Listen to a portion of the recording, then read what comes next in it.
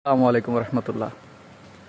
ইদানিং হচ্ছে অনেক মানুষ মারা যাচ্ছে, স্পেশালি হচ্ছে আমার এলাকার দিকে অনেক মানুষ মারা যাচ্ছে। তো এবং দেখা যাচ্ছে খুব সুস্থ সবল মানুষ মারা যাচ্ছে। তো তখন হয়তো আমরা বলছি যে যদি কম বয়সের কেউ মারা যায় তখন বলছি অকাল মৃত্যু। অকাল মৃত্যুটা যে শুধু এই সময়ে বলছি এরকম না, অকাল মৃত্যু শব্দটা আরও আগ থেকে চলে আসছে। আরও আগ থেকে মানুষ হচ্ছে একটু কম বয়সে মারা গেলে আমরা বলি অকাল মৃত্যু। সো জিনিসটা একটু আমরা চিন্তা করি যে জিনিসটা আসলে কেমন হলো। অকাল মৃত্যু মানে কি? যে যখন মারা যাওয়ার কথা তখন না মারা গিয়ে আগে মারা গেল, তাই না? আচ্ছা, আমরা তো আমাদের ফিক্সড মৃত্যু জানি না, তাই না? আমরা কবে মারা যাব এটাও আমরা জানি না। যদি আমরা জানতাম যে আমরা হয়তো সাপোজ ফর এন এক্সাম্পল যে 80 বছর বয়সে সবাই মারা যাওয়ার কথা, যে দুনিয়াতে যত মানুষ আছে সবাই 80 বছর বয়সে মারা যাবে, এখন কেউ 40 বছর বয়সে মারা গেল, তখন কি? তার যখন মারা যাওয়ার কথা তখন সে মারা গেল না, বরঞ্চ সে আগে মারা গেল। সো তখন আমরা বলতে পারি অকাল মৃত্যু, মানে কালে সে মারা যায়নি, অকালে মারা গিয়েছে। সো আসলে কি এমনটা ঘটে? আমাদের ইসলামে কি এমনটা আছে যে ফিক্সড মৃত্যু?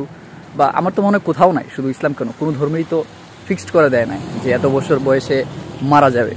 এটা তো কেউই তো গায়েব জানে না, তাই না? কখন সে মারা যাবে এটা সে কেউই জানে না। সো এই জন্য আসলে এই কথাটা বলা উচিত না। এটা খুব কঠিন কোনো ব্যাখ্যা বিশ্লেষণ হাদিস কিংবা কোরআনের আয়াতে গেলাম না, খুব নর্মালভাবেই আমি যেরকম বুঝি ওরকম চিন্তা করার চেষ্টা করলাম। সো আমার তো মনে হয় তাই আমাদের উচিত আজকে থেকে আর এরকম না বলা যে কম বয়সে কেউ মারা গেলে যে অকাল মৃত্যু। অকাল মৃত্যু বলে কিছু নাই। একটা মানুষের যখন যাবার পিরিয়ড হবে, যখন যাওয়ার সময় হবে, সে তখন চলে যাবে। মানে হচ্ছে যে আল্লাহ মালাকুল মাউতের মাধ্যমে তাকে দুনিয়া থেকে নিয়ে যাবেন।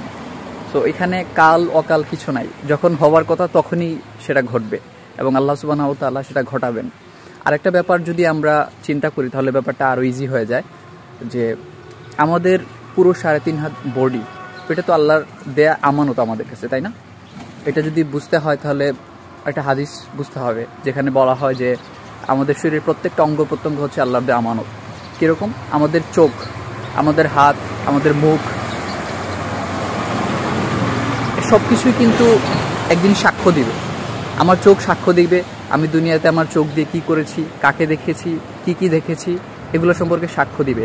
আমার হাত সাক্ষ্য দিবে হাত দিয়ে কী করেছি, ভালো কী করেছি, খারাপ কী করেছি, পা দিয়ে কী করেছি, সবগুলো জিনিসই কিন্তু আমাকে সাক্ষ্য দিবে, হয় আমার পক্ষে কিংবা বিপক্ষে যাবে। তাদের দিয়ে সেই সাক্ষ্যটা আমার পক্ষেও যেতে পারে। যদি আমার পক্ষে যায় তো আলহামদুলিল্লাহ, আমি গেইনার। আর যদি আমার বিপক্ষে যায় তাহলে তো আমাকে এর জন্য শাস্তি পেতে হবে। সো এ থেকেও বোঝা যায় যে শরীরের প্রতিটি অঙ্গ, পুরো শরীরটাই হচ্ছে আল্লাহ দেয়া আমানত। সো আল্লাহর দেয়া যে আমানতটা আল্লাহ একসময় নিয়ে নেবেন। সো এতে হয়তো খুব বেশি কষ্ট পাবারও কিছু নেই, হ্যাঁ, কেঁদে সাগরবাসী বানিয়ে দেওয়ারও কিছু নাই, এবং হচ্ছে অকাল মৃত্যু বলারও কিছু নাই। আল্লাহ সুবহানাহু ওয়া তাআলা যখন প্রয়োজন মনে করবেন বা যখন নির্ধারিত একটা ডেট দিয়ে রেখেছেন তখন সবাইকে চলে যেতে হবে। আমি অকাল মৃত্যু বলছি আপনার ছেলের মৃত্যুতে, কালকে আমিও মারা যেতে পারি, তখন আমার মৃত্যুতে আপনি বলবেন অকাল মৃত্যু। সো আমার মনে হয় এই জিনিসটা থেকে বের হয়ে আসা প্রয়োজন। আর মৃত্যুর জন্য সবাইকে আসলে অল্প অল্প করে হলেও প্রস্তুতি নেওয়া প্রয়োজন। হয়তো খুব গভীর আলোচনার দিকে চলে যাচ্ছে, আমি ছোটোখাটো মানুষ, ইসলামিক ইলম খুবই কম। তারপরে হচ্ছে এগুলো তো অনইসলামিক আলাপও বলা চলে, মানে এত জ্ঞানের আলাপ না, নর্মাল আলাপ। মানে অনইসলামিক আলাপ বলতে এমনটা বোঝাচ্ছি না যে ইসলামের সাথে সম্পর্ক নাই, এইটা বোঝাচ্ছি যে আমরা তো ইসলামিক আলাপ শুনলেই মনে হয় যে অনেক জ্ঞানী আলাপ, ধর্ম সম্পর্কে অনেক জানে এরকম আলাপ। হ্যাঁ, সেরকম না, একজন সাধারণ মানুষের আলাপও বলতে পারেন, চিন্তা করতে পারেন সেরকম।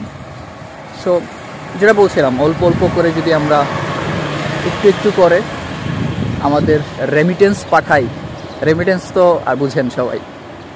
সাপোজ হচ্ছে আমাদের সিলেটেদের খুব বেশি হয় যে বিদেশে যায় পড়াশোনা করে, কিংবা ধরেন কেউ কাজ করার উদ্দেশ্যেও যায়। তো কাজ করার উদ্দেশ্যে গিয়ে কী হয়, তখন সে হচ্ছে যে কাজ করছে এবং ফ্যামিলির জন্য কিছু পাঠাচ্ছে টাকা পয়সা, ওইটা রেমিটেন্স।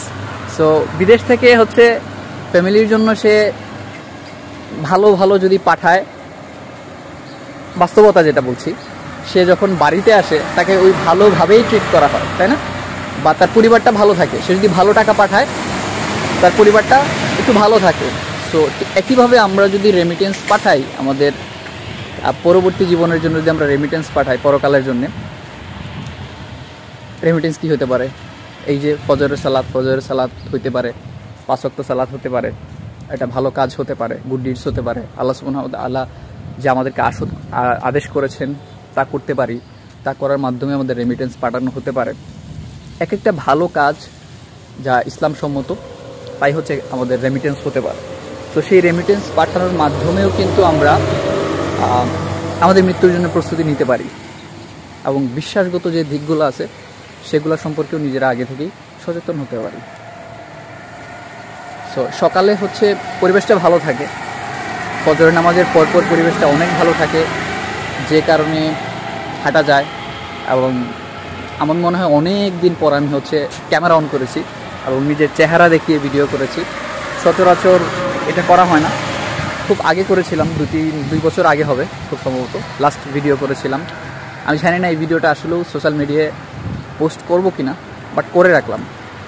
ওয়েদারটা দেখে আসলে ভিডিও করার লোভ সামলাতে পারলাম না। সো সবাই ভালো থাকবেন, সুস্থ থাকবেন। আসসালামু আলাইকুম।